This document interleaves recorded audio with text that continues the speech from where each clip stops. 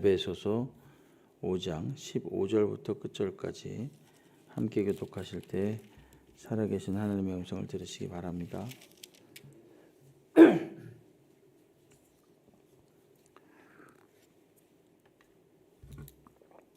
5장 15절부터입니다. 그런즉 너희가 어떻게 행할지를 자세히 주의하여 지혜 없는 자같이 하지 말고 오직 지혜 있는 자같이 하여. 그러므로 어리석은 자가 되지 말고 오직 주의 뜻이 무엇인가 이해하라.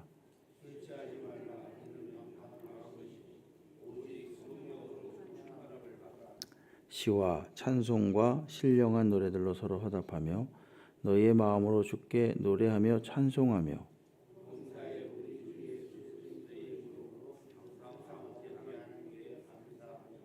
그리스도를 경외함으로 피차 복종하라. 이는 남편이 아내의 머리됨이 그리스도께서 교회의 머리됨과 같음이니 그가 바로 몸의 구주시니라.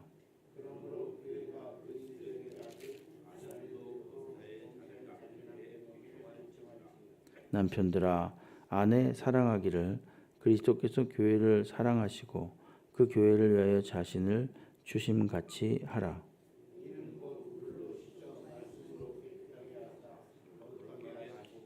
자기 앞에 영광스러운 교회로 세우사 티나 주름 잡힌 것이나 이런 것들이 없이 거룩하고 흠이 없게 하려 하심이라.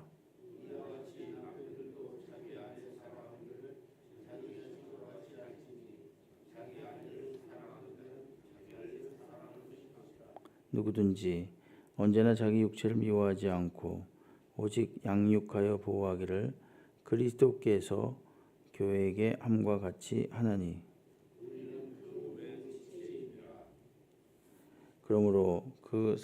그러므로 사람이 부모를 떠나 그의 아내와 합하여 그 둘이 한 육체가 될지니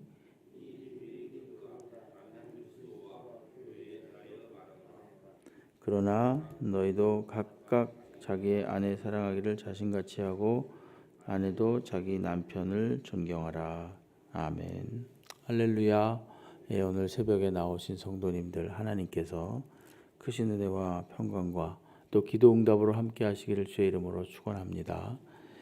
오늘 그 5장 15절부터 33절까지 우리가 읽었는데요.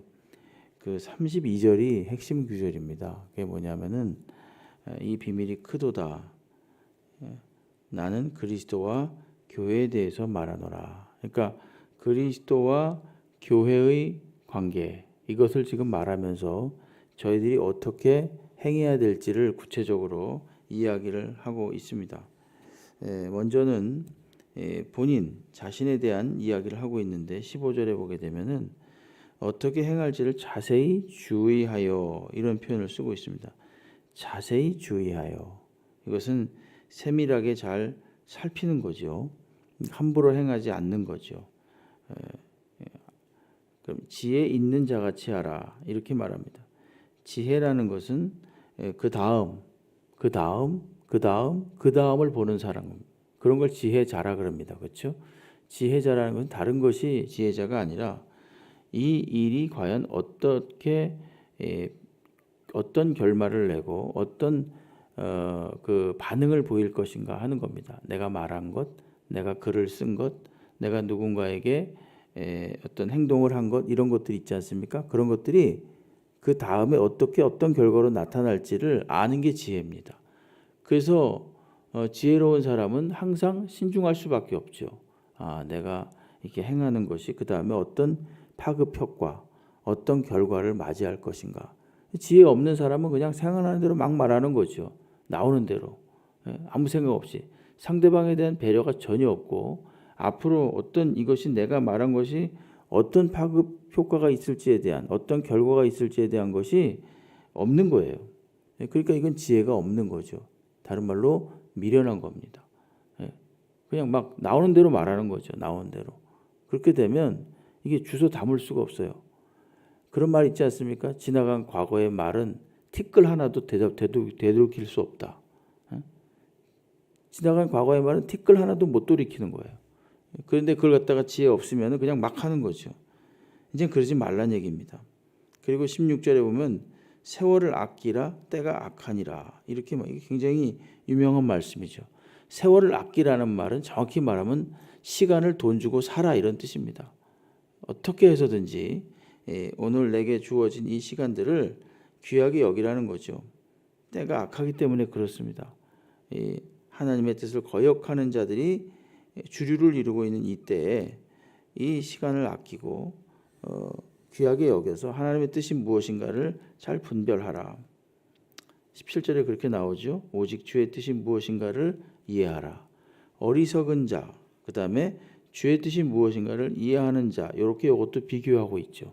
어리석은 자, 주의 뜻이 무엇인가를 이해하려고 하지 않는 자, 그 사람은 어리석은 자다 이런 뜻이고요. 18절도 굉장히 유명한 말씀이죠. 술 취하지 말라 이는 방탕한 것이니 오직 성령으로 충만함을 받아라 이렇게 말합니다. 술과 성령을 대조해서 이야기하고 있습니다. 여러분 술과 성령에 여기서 지금 말하고 싶은 게 뭐냐면은 두 가지 공통점이 있습니다. 그건 뭐냐면은 술에 취하면요 자기 의지대로 할 수가 없어요. 술에 의해서 조종을 받습니다. 마찬가지로 술에 의해서 지배를 받는다는 얘기죠. 마찬가지로 여기 성령으로 충만함을 받는 것도 그런 겁니다. 성령에 취하게 되면은 성령의 지배를 받는 겁니다. 술의 지배를 받는 것이 아니라 하나님의 영의 지배를 받는 것, 그것이 바로 새 사람인 겁니다. 그것이 바로 하나님의 백성인 거예요. 그러니까 어떤 것에 내가 지배를 당할 것인가, 이것을 오늘 잘 분별해서 행하는 자가 되어야 되겠습니다. 그리고 21절에 보게 되면은 그리스도를 경외함으로 피차 복종하라 이렇게 말합니다. 피차라는 말이 나오죠. 피차, 상대방이 있는 겁니다. 그러니까 이 지금 그 15절부터 21절까지 본인의 어떤 그 분별 있는 행동 이런 것들을 누구와 상대방과 연관해서 지금 이야기를 하고 있는 겁니다. 피차 복종하라 21절에 서로 섬기라 이런 뜻이지 않습니까? 성도는 서로 섬기는 자가 되어야만 한다. 피차 경외하는 자, 피차 복종하는 자가 되어야 된다. 근데 그 근거가 뭔가 그리스도를 경외하기 때문에 그리스도를 경외하기 때문에 그리스도를 두려워함으로 서로 복종하는 그것은 뭐 이거 상하 간의 구별도 없고 남녀 간의 구별도 없는 겁니다. 피차입니다. 서로 이거는 어떤 차이도 없는 겁니다. 서로입니다. 높은 자든지 낮은 자든지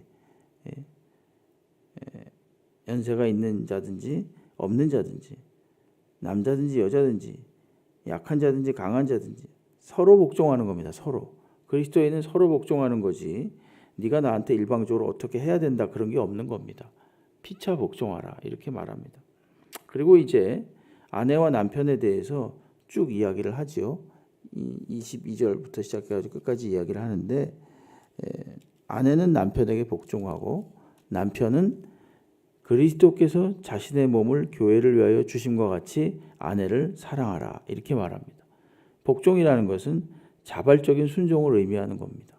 자발적으로 서로 사랑하고 순종하고 아끼라 이런 표현이 되겠습니다. 그게 바로 오늘 처음에 시작하면서 우리가 함께 봤던 32절에 있는 대로 그리스도와 교회, 그리스도께서 교회를 마치 남편이 아내를 사랑하듯이 사랑하고 교회는 또 그리스도를 아내가 남편에게 복종하듯이 순종하듯이 따르고 지금 그리스도와 교회에 대해서 말하면서 남편과 아내에 대한 이야기를 하고 있습니다. 이처럼 굉장히 신비로운 관계, 서로를 아끼고 사랑하고 존중하는 관계, 이와 같이 되라. 오늘 이 가정의 모습에 대해서 역시 이야기하고 있습니다. 강제적인 의무로서 순종하는 것이 아니라 자발적인 순종으로서 행하는 거죠. 이제 내일 보시겠습니다만은 6장 1절에도 자녀들아 주 안에서 너희 부모에게 순종하라 이렇게 말하지 않습니까? 아내들도 남편들에게 순종하라 이런 표현을 쓰는데 그건 강제적인 것이 아니라 교회가 주를 사랑하듯이 그렇게 순종하는 겁니다. 예. 그렇게 서로 사랑하고 순종하는 관계, 피차 복종하는 관계, 이것이 아름다운 부부의 관계다라는 것을 이야기하고 있고, 그 모든 이 부부의 관계라는 것은 그리스도와 교회의 관계와 매우 같다. 그것을 지금 비유해서 이야기를 하고 있습니다. 그러니까 오늘도 오늘 그 서로를 자기 자신을 먼저 돌아봄으로써 서로를 복종하고 인정해주고, 특별히 가정에서 남편과 아내는 피차 역시 또 주 안에서 서로 순종하고 사랑할 수 있는 그런 사람이 되라, 이렇게 에베소서에서 오늘 이야기해주고 있습니다. 성도의 가정은 어떠해야만 하는가?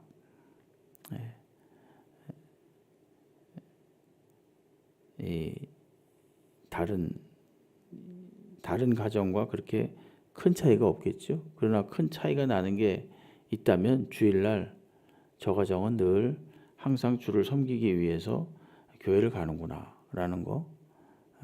저 가정은 큰 소리가 안 나는구나라는 거. 여러분, 소동이 없구나. 이게 굉장히 중요한 말입니다. 옛날에 있던 교회 목사님이 이제 있었던 이야기를 해주시더라고요. 이제 가끔 가다 보면은 아내가 남편에게 뭐 소리 지를 때도 있고, 남편이 아내에게 소리 지를 때도 있고, 특별히 이 부모님이 자녀들에게 소리 지를 때가 있습니다.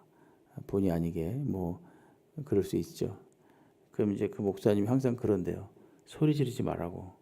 전도길 막힌다고. 옆집 사람이 들으면 교회 안 온다고.